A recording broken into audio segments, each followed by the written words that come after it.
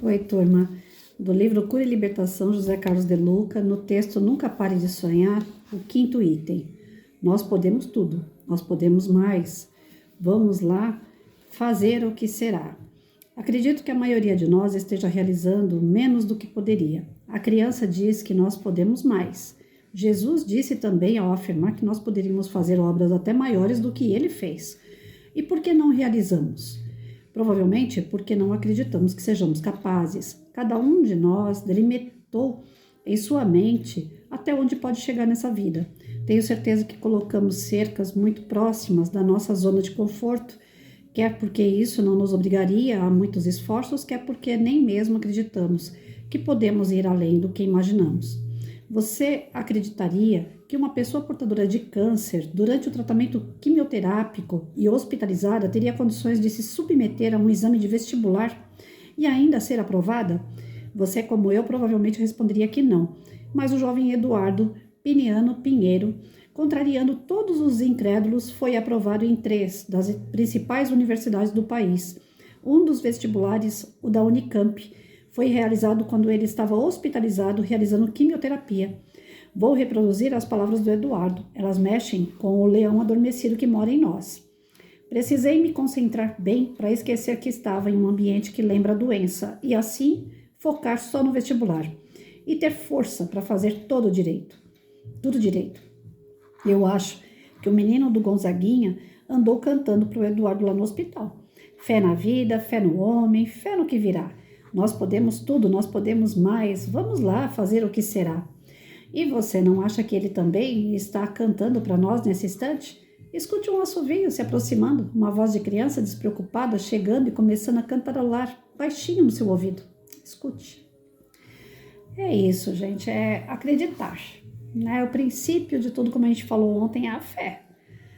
Se nós temos fé que nós vamos conseguir, que nós vamos adquirir um bem, ou que a gente vai conseguir passar numa prova, que nós vamos superar uma adversidade, se a gente tem a fé, a esperança de que tudo, né, como o Chico falava, né, tudo passa, fica mais leve, mais suave, né?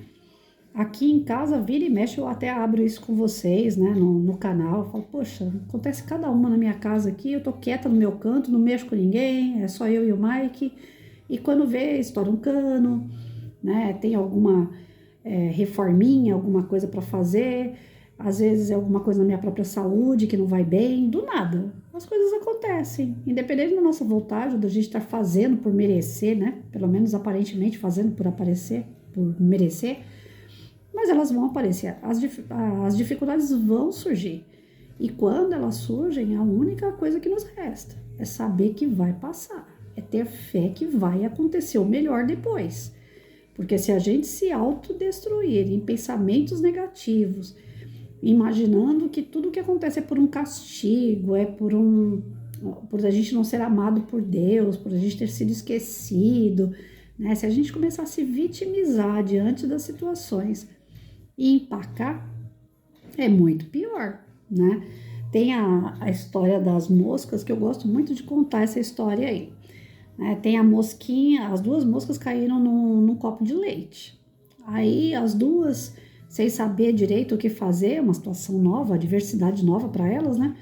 Uma se debatia pra caramba e a outra falava assim, para de ficar agitando esse líquido, não vai adiantar de nada você fazer isso. E a outra não parava, né? Ficava lá batendo as suas asinhas e tal. E a outra, toda desanimada, falava, ih, para com isso, não vai adiantar. Para que você está fazendo isso? Nós vamos morrer de qualquer jeito.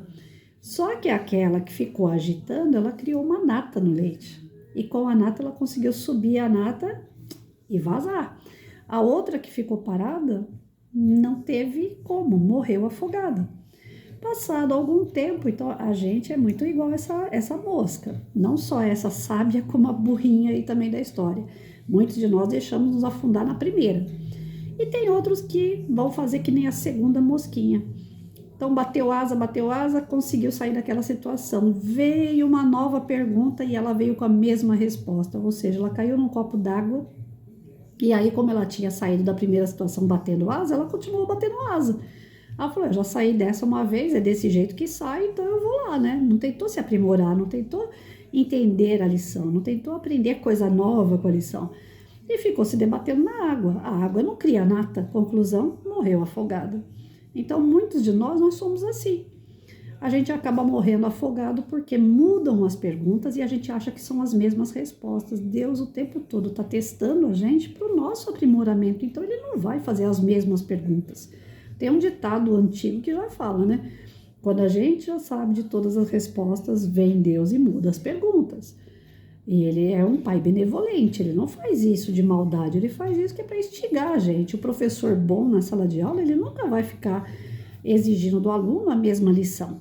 Passou daquela lição, ele vai vir com uma outra e com um grau de dificuldade, né, maior, que é para instigar o aluno. Uma vez eu perguntei para o meu professor de matemática, falei, professor, para que a gente estudou fórmula de Bhaskara? Para que estudar fórmula de delta? Gente, a gente não vai usar isso. E ele falava, eu preciso aumentar os desafios, vocês precisam raciocinar cada vez mais. Já começa por aí. Então, enfim, nós temos as nossas adversidades, mas nós podemos passar por elas. E muitos de nós nos acomodamos. Eu não tenho condições mais. Eu não tenho mais saúde para isso. Não tenho dinheiro para aquilo. Não tenho mais vontade. Se não tiver vontade, se não tiver fé, se não tiver agilidade, a gente enferruja, né? Então, o texto inteiro ele chamou atenção para a gente que a gente não deve parar, né? O parar de sonhar significa também não deve parar de realizar, porque tem gente também que vive no sonho, né? Eu sonho em ter uma casa própria, mas não trabalha para isso. Eu sonho em ser um dia advogado, mas não estuda para isso. Eu sonho em ter uma família, mas eu sou promíscuo. Eu saio com uma pessoa, saio com outra, até aparecer a pessoa certa. Isso não existe, né? Se eu sonho, é possível realizar, mas eu tenho que criar estratégias, eu tenho que ter meu pezinho no chão, eu tenho que aprender com as adversidades a ser um pouco melhor, porque são ensinamentos, são lições, e a gente amadurece perante elas. E à medida que a gente vai amadurecendo, elas vão se tornando, as dificuldades vão se tornando cada vez mais leve de passar. Ao contrário do que muitos pensam, né? Eu vou enfrentar um problema, vai vir outro. Não, os que vierem a gente vai tirando de letra. Não que a gente já saiba as respostas, mas a gente está aberto para o aprendizado, né? E aí é onde Jesus dizia que o trabalho aparece para aquele que está pronto para trabalhar. Então, quanto mais a gente trabalhar, mais a gente se dedicar ao bem, lógico, vai ter intempéries, vai ter momentos ruins. Nós estamos num planetinha de prova e expiação, não espere viver aqui angelitude, mas espere viver dias melhores depois, porque tudo vai daquilo que você planta para aquilo que você vai colher. Então não fiquem preocupados na colheita, ela é resultado daquilo que você está fazendo agora. Não se preocupe, eu vou fazer isso daqui porque eu vou ganhar tal coisa, não faça dessa forma. Faça imaginando que aquilo que você está se dedicando um dia vai dar resultado. Pode ser que você veja esse resultado, pode ser que não. Tem pessoas que formam famílias e morrem antes de ter os seus netos e partem para o plano espiritual antes de ver um filho formado. Isso não significa que você não plantou. Aquelas pessoas que vieram depois de você, eles estão seguindo o que você direcionou. Você estando presente fisicamente ou não. Nós somos responsáveis pela construção, pelo pilar da nossa família. E olha o tamanho da responsabilidade, porque se eles derem certo, parabéns para nós. Se eles derem errado, nós vamos ter que voltar aqui e acertar as contas, né? Muito vai ser cobrado de quem muito foi dado. Se você é pai, é mãe, tem um cargo, uma profissão, e outras pessoas dependem do teu trabalho para que elas possam se desenvolver, a responsabilidade é cada vez maior. Então, nós temos que cumprir nossas missões, as nossas funções aqui da melhor maneira possível. E dentre isso, né, saber que nós não podemos parar. Nós não podemos parar de acreditar. Nós não podemos parar de ter fé. Nós não podemos parar de levar a boa palavra às pessoas, a entusiasmar pessoas, a envolver pessoas, que elas possam caminhar junto com a gente, que elas possam ir até além da gente, como Jesus disse, né? Nós somos capazes de fazer tudo o que ele fazia e muito mais. Imagina nós, seres mortais, então, fisicamente, né? O que a gente não pode contribuir com os outros? Nós estamos ali, no mesmo, né, mesmo nível. Eu sempre pegava alunos que falavam a mesma linguagem para sentar junto e um ajudar o outro a fazer lição. É isso que a espiritualidade faz com a gente. Coloca a gente junto com os afins, que é para a gente elevar. colocam a gente com os adversários, que é para a gente poder ressarcir nossas dívidas. Não tem nada no acaso, né? Não existe acaso. Então, vamos prestar atenção nas coisas que surgem, que elas são para o nosso bem. Não tem nada que aconteça que seja para o nosso mal. As adversidades são nossas companheiras que nos ajudam a elevar. A gente não pode acreditar que elas vieram para nos destruir. Pelo contrário, a gente tem que acreditar que elas vieram porque Deus assim permitiu, porque é bom para o nosso aprimoramento e enriquecimento moral. E eu creio, né, que tudo que vem para construir algo de melhor. Então, nunca vamos deixar o desânimo abater, não. Um dia, 2 dias, né, a gente chorar, se lamentar, nós somos mimados, né, e Deus mima a gente, é normal. Mas não passe muito disso, porque isso pode se tornar um estado depressivo, pode se tornar um estado mais grave. E aí, depois que a gente entra no fundo do poço, meu Deus, como é difícil sair.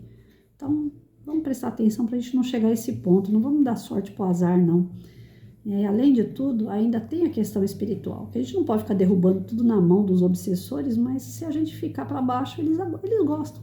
E eles aparecem, e eles perturbam, a gente não sabe quais são os inimigos que a gente criou lá atrás, a gente não sabe a que ponto que é o prazer de um obsessor apenas de tumultuar a vida da gente, às vezes nem inimigo é.